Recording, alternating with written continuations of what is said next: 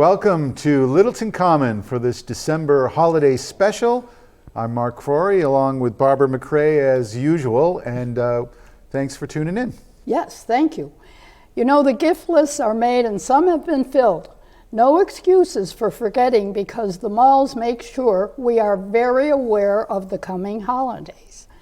In fact, you can expect the Valentine's decorations to be up by January 1st, but don't rush. Enjoy the celebrations one by one. Looking for a special gift? I hope you stopped by the Littleton Holiday Bazaar at the middle school on December 3rd, when crafters were there showing their wares. The Garden Club, the Rotary, Friends of the Council on Aging with a table this year, Loving Stitches Group, Historical Society, the churches and schools were all there to help you with your choices. It was also a great time to see people you haven't seen in a while and have the Boy Scouts take pictures of Santa with the little people.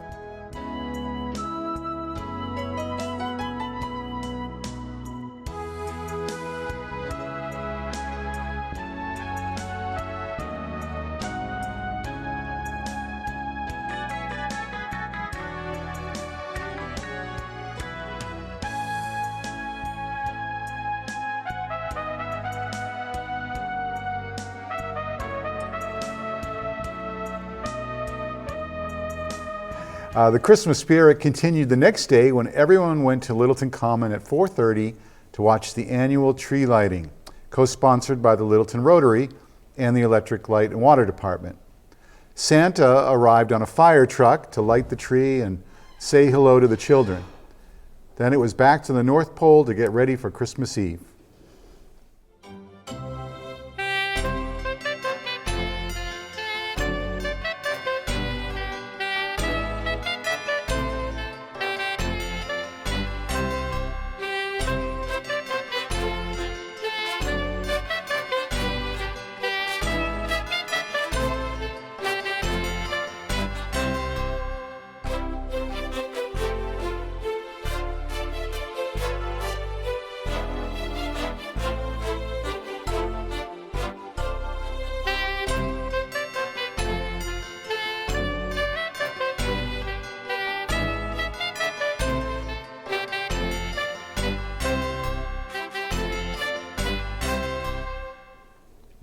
So, if you forgot these events this year, I want you to get out your 2023 calendar, go to December and write in the bazaar the first Saturday of December and the tree lighting the first Sunday in December, so you'll have it there to remind you. We definitely don't want to forget. So, do you have any family traditions? Yes, we do. One thing we like to do, we like to open a present on Christmas Eve. And usually it's an ornament. Oh. And we get special ornaments for events and things that happen during the year. My wife orders them special, and you know, they're that's nice. Very tailored for each person. And then we also have a main big tree that, you know, we have a mixture of ornaments, but everybody has their own little tree with their own special ornaments that mean stuff to them. And then we've got those scattered around the room as well. That's cute, because they'll have those when they leave home and have families of their own. That's right. Show their children. Exactly. And yeah, I like that. Yeah, cool. Well, my tradition is that every year when we do a show, I wear the McRae tartan. Thought I recognized that. Yeah, I like it because it's red and green. And Alan has the matching skirt to go with that? No, he never got kilt, a skirt. I mean, sorry. The kilt, yes. Kilt, yeah. No, he never got it, but he has a scarf. Nice. So I enjoy wearing this for the shows. And does a brooch mean anything as well? It means I bought it at a dime store, probably. Okay, it means you're thrifty. That's what it means. Good. Well, it's beautiful. Yeah, I do have a McRae clan pin, but today I decided to wear this one. Yeah, good. That's great. Yeah. So we should do a little different script this December, don't you think? I mean, you know, we do Santa Claus, we do different things like that, but how about traditional foods around the world? Sounds good. And we've had shows about different religious celebrations for Christmas, but I think you're right. I think it would be fun to investigate different food traditions from around the world this time. So, what are some? Well, there are a variety of delicious foods, and I bet some of us have had a taste of some because of friends or acquaintances we have had, or maybe a new member of the family. It's Christmas, and food is almost as important as friends and family, at least to me anyway. That's what makes Christmas and any holiday special. I was just wondering between this, do we have enough money that we could probably travel around for the next December show and get the recipes? We could have a telethon. I think if we did a telethon, that might be a good idea. Oh, okay. Yeah. Be fun. In the name of reporting, investigative of reporting, course. yes. I mean, simple. Right. People have tried Canada's recipes, and my French-Canadian side made a meat pie every Christmas and New Year's. It is a lot of work, but the tradition is carried on each generation.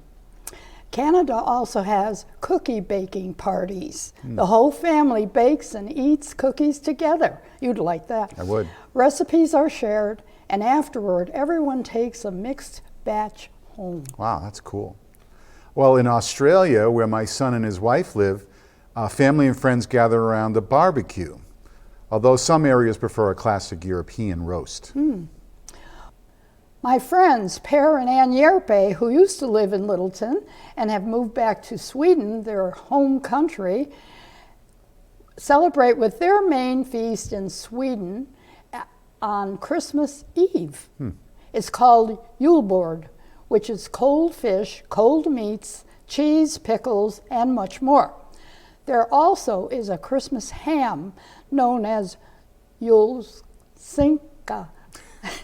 Easy for you to I'm say. sorry. I hope it comes out halfway decent. This is made by boiling the cut and roasting it in the oven until crisp. It is left to cool and served cold with the buffet food. Interesting. Yeah. Cold fish, huh? That makes sense, I guess, Well, we've eaten at Ann and Per's house a lot, and they always had good food, so I'm assuming that's going to be great. Sure. Yeah, why not? Yeah. You also have a friend in Germany, correct? Yes, Ursula, Yeah. my friend Ursula that I've been friends with for 40 years. So in Germany, it's stolen. Stolen. Let's get that right, Barbara. A fruit cake packed with dried fruit and marzipan, and then dust it with icing. So it's called Christstollen. This dates back to the 15th century when it was given as a Christmas gift. And a little interesting trivia about that, the very same fruitcake that was back in the 15th century is the same one that's been passed around from family to family. There is a theory about that. There's only one fruitcake out there. Have you ever try to eat a fruitcake? They look like they've been around since the 15th century. Yes, I know. No offense to the German population out there, yeah.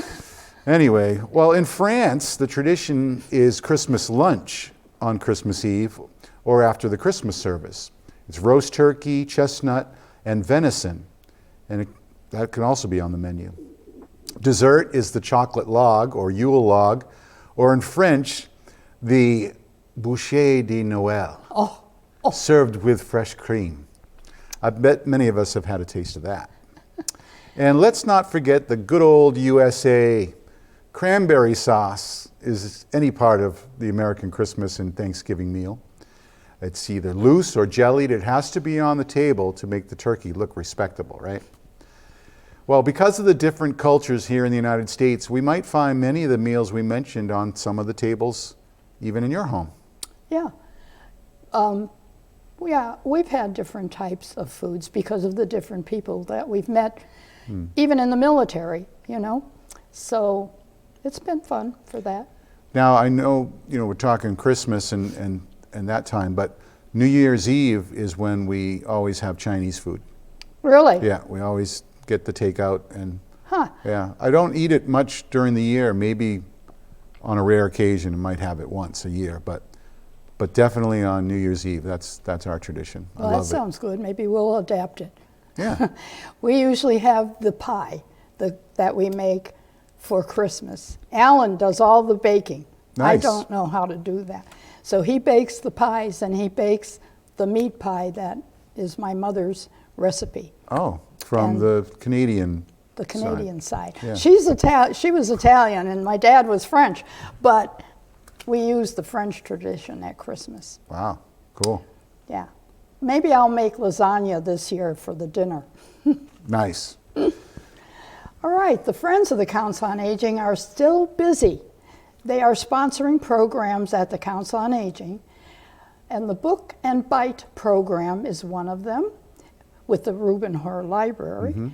Bingo every Friday, and the trip to the night lights at Tower Hill Botanical Gardens. So we hope you enjoy all the programs the Friends of the COA and the COA help bring to you. We've been trying to get a new senior center because the one we have is not enough for our Littleton elders. That dream of a new center is on its way to becoming a reality. We will be hearing dates for the groundbreaking in the near future. We needed seniors to speak up about a place of their own. We seldom hear from our seniors, and it seems we don't grow bolder with time. We have grown silent when it comes to our important needs. Don't make waves. What happened to the voices we used when we were younger? I think we elders should wake up and realize we have to speak for ourselves. There are younger voices speaking for us, and thank you to them. But have you noticed we have an 80-year-old octogenarian president, which only proves life does not end at 40, 50, or 70. Take notice that seniors are a valuable part of our society. Keep them in the loop. AARP has an article telling us that more areas are age-friendly. It's true about Chelmsford. Let's include that in any article about Littleton. The team at Littleton Community Television want to wish you all a happy holiday, Merry Christmas, and Happy New Year.